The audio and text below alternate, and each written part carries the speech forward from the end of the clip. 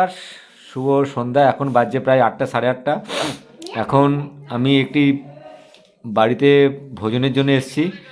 এখানে মানে আমাদের বিকাশ দা মাধ্যম ধরে এবং বিকাশ দার সহযোগিতা এবং দেবেন্দ্র শর্মাজির সহযোগিতায় আমি এখানে একটি মাস্টারমশাই বাড়িতে আমি ভোজনের ব্যবস্থা। মাস্টারমশাই এই দাদা শিক্ষক মশাই, তো ওনার বাবা সঙ্গে আছেন, ওনার দুটো ছোট ছোট বাচ্চা আছেন।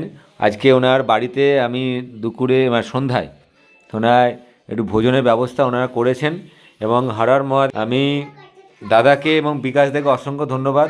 বিকাশদা আমার সঙ্গেই আছেন, ইনি হচ্ছে বাংলা সাহিত্য নিয়ে পিএইচডি করছেন এবং একটা কোনোর ওপরে কোনো রিসার্চ করছেন। আমি মহাদেবের কাছে প্রার্থনা করব যে মহাদেব ওনাদের কষ্টের কথা, যে কষ্ট নিয়ে ওনারা চেষ্টা করছেন, তাদের সফল হোক। হর মহাদেব। তো এত সুন্দর একটা ব্যবস্থা, মানে অচেনা অতিথি, মানে ভারতবর্ষ বসুন্ধরা কুটুম্বকম।